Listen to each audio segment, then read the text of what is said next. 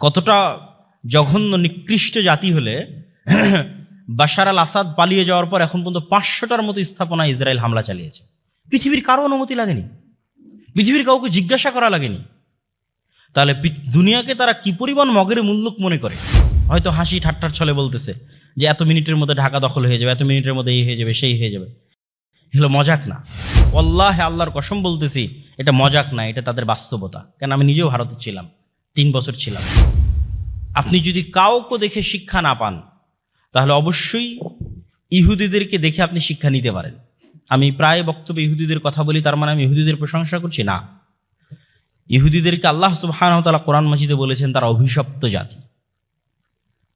কতটা জঘন্য নিকৃষ্ট জাতি হলে বাশার আল আসাদ পালিয়ে যাওয়ার পর এখন পর্যন্ত 500টার মতো স্থাপনা ইসরায়েল হামলা চালিয়েছে। পৃথিবীর কারো অনুমতি লাগেনি, পৃথিবীর কাউকে জিজ্ঞাসা করা লাগেনি। তাহলে দুনিয়া পরিমাণ মগের মুল্লুক মনে করে যে অন্য একটা দেশের সীমানায় without any question, without any permission, না জাতিসংঘ না আমেরিকা, গত 24 ঘন্টায় 500-র অধিক স্থাপনায় হামলা চালিয়েছে।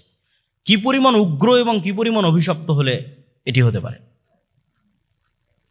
কিন্তু তাদের প্রশংসা করছি বা তাদের কাছে শিখার কথা বলছি কোন জায়গায়, যে পৃথিবীর বাস্তব রহস্য খ্রিস্টানেরাও জানে না। এই জন্য আপনি খ্রিস্টানদেরকে পাবেও যেতে দেখবেন, বারেও যেতে দেখবেন। পাবে গিয়ে জুয়া খেলবে, বারে গিয়ে মদ পান করবে।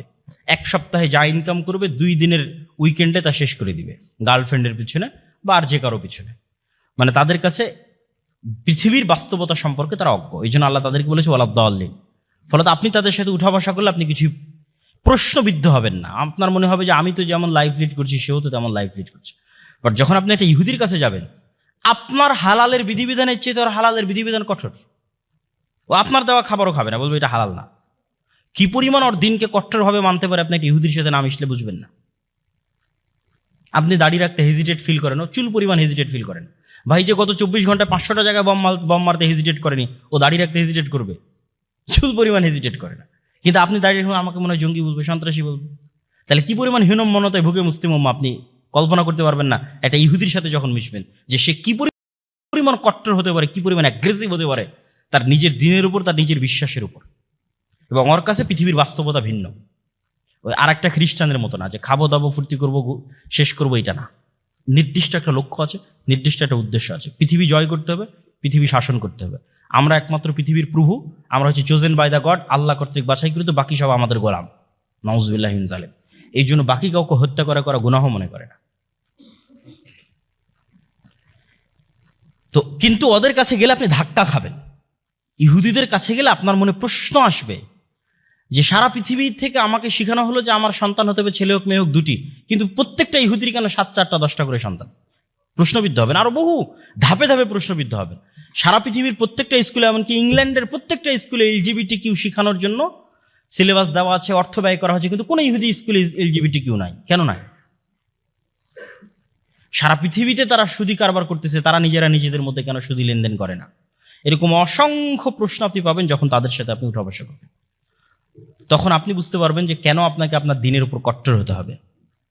মুসলমানরা যদি বেশি সেকুলার হতে চায়, এখন যে পরিমাণ যে সেকুলার দেখায় নিজেদেরকে, যে আমরা অনেক উদার, আমার এক গালে মারলে আমরা আর এক গাল পেতে দেই, ঠিক আছে ভাই এ গালও একটু মেরে নেন, এইটা দিয়ে সামনের পৃথিবী চলতে পারবেন না। আপনার পার্শ্ববর্তী দেশ একটা ভ্রান্ত মতবাদের উপর কট্টর, যে কোনো প্রকার লজিকে এটি ভ্রান্ত। সেই ভ্রান্ত মতবাদের উপর সে কট্টর। কতটা কট্টর আপনারা পেপার পড়ছেন, নিউজ পেপার পড়ছেন, পড়ে আপনারা ফেসবুকে মজাক করতেছেন। বাট আল্লাহর কসম বলতেছি, এটা মজাক না, এটা তাদের বাস্তবতা। কেন আমি নিজেও ভারতে ছিলাম, 3 বছর ছিলাম। এটিকে তারা অন্তর দিয়ে কট্টরভাবে বিশ্বাস করে। কিন্তু আমরা মনে করতেছি না, এটা মজাক। হয়তো হাসি ঠাট্টার ছলে বলতেছে যে এত মিনিটের মধ্যে ঢাকা দখল হয়ে যাবে, এত মিনিটের মধ্যে এই হয়ে যাবে, সেই হয়ে যাবে। এগুলো মজাক না। তারা ওইভাবেই কট্টরভাবে বিশ্বাস করে অখণ্ড ভারতের থিওরিতে। ঠিক ইহুদিরা তাদের নিজ দিনের উপর কট্টর, এবং বহু ইউরোপিয়ান কান্ট্রিতে ডানপন্থী কট্টর খ্রিস্টানেরা ক্ষমতায় আসতেছে। তাহলে সারা পৃথিবী যাচ্ছে তার নিজ নিজ দিনের কট্টরতার দিকে। আপনার পার্শ্ববর্তী প্রতিবেশী ওপেন তার দিনের উপর কট্টর, কিন্তু আপনি সেকুলার সেকুলার সেকুলার সেকুলার। আপনি টিকতে পারবেন না, পরাধীন হয়ে যাবেন। আপনি স্বাধীন থাকতে হলে আপনাকে অবশ্যই আপনার দিনের উপর কঠোর হতে হবে, এবং এটাতে ভয় পাওয়া যাবে না, কম্প্রোমাইজ করা যাবে না। এটা কম্প্রোমাইজ করা হচ্ছে গোলামদের স্বভাব। আমরা যেহেতু 190 বছর ব্রিটিশদের গোলামি করেছি, ফলত ওইটা আমাদের রক্তে রক্তে মিশে আছে। তো সম্মানিত উপস্থিতি, আমি আমার বক্তব্য দীর্ঘায়িত করতে চাই না, আমি 2-1 মিনিটের প্রশ্ন উত্তরের জন্য দিতে চাই। সংক্ষিপ্ত আলোচনায় যেটি বুঝাতে চাইলাম যে সময়ের গুরুত্বের বিষয়ে আমাদের কোরআনে, আমাদের হাদিসে যেই পরিমাণ আয়াত এবং হাদিস আছে, আমাদের অতীত সালাফে সালেহীন যেই পরিমাণ সময়কে কাজে লাগিয়েছে, এখনকার মুসলিম উম্মাহ সবচেয়ে বেশি সময় নষ্ট করতেছে, না দিনই না দুনিয়াবি।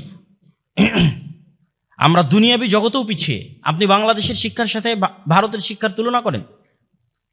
ভারতের যে অঞ্চলগুলো, বিশেষ করে বেঙ্গালোর, সেকেন্ড সিলিকন ভ্যালি এই সাবকন্টিনেন্টে, এগুলো পরিশ্রম ছাড়া হচ্ছে না। অবশ্যই সময়কে কাজে লাগানোর মাধ্যমে তারা এগিয়ে যাচ্ছে। আর আমরা এই দল ওই দল, রাজনীতি, মারামারি, গন্ডগোল, ক্ষমতা, কামড়াকামড়ি, এই করতে করতেই দিন শেষ।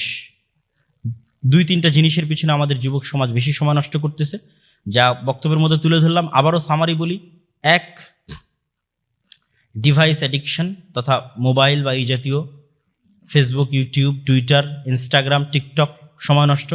2, নেশাদার দ্রব্যের মধ্যে সময় নষ্ট।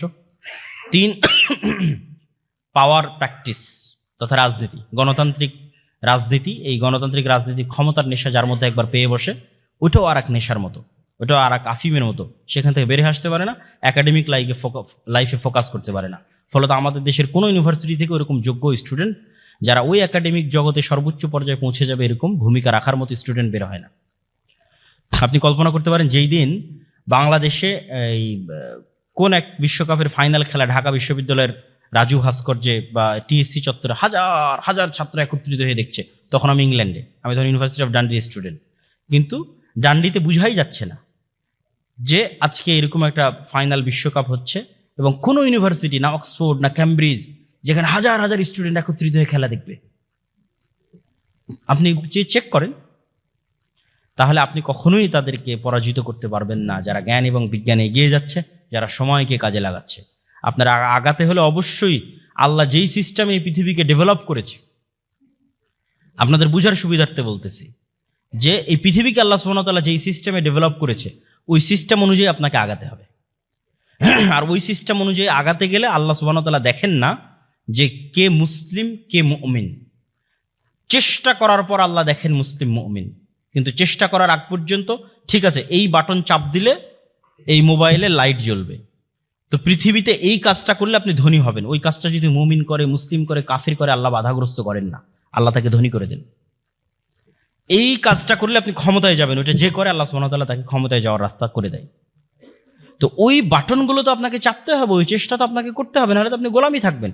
কিন্তু ওই বাটন চাপার পর, চেষ্টা করার পর দেখবেন যে আরেকজন 100তে 100 চেষ্টা করতেছে, আপনি 100তে 90 চেষ্টা করতেছেন, আর আরেকজনের সক্ষমতা 100তে 100, আপনার সক্ষমতা 100তে 50, তারপর আল্লাহ আপনাকে বিজয়ী করে দিবে, তখন আপনি আল্লাহর সাহায্য পাবেন।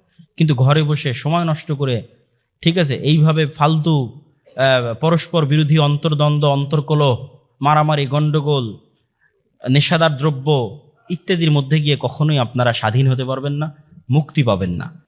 ওয়াল আসর ইন্নাল ইনসানা লাফি খুসর, সময়ের শপথ, নিশ্চয় প্রত্যেক মানুষ ক্ষতির মধ্যে নিমজ্জিত আছে। এই আয়াতটি বা এই সূরাটি যদি আপনি আরো সহজভাবে বুঝতে চান, তাহলে এভাবে বুঝুন, সময়ের শপথ, নিশ্চয় প্রত্যেক মানুষ সময় নষ্ট করে। ওয়াল আসর ইন্নাল ইনসানা লাফি খুসর, সময়ের শপথ, নিশ্চয় প্রত্যেক মানুষ ক্ষতির মধ্যে নিমজ্জিত আছে। আর আপনার বুঝার সুবিধার্থে আপনি স্পষ্টভাবে বুঝে নিতে পারেন, এবং এটি ভুল ব্যাখ্যা নয়, সঠিক ব্যাখ্যা। সময়ের শপথ, নিশ্চয় প্রত্যেক মানুষ কি করে? সময় নষ্ট করে।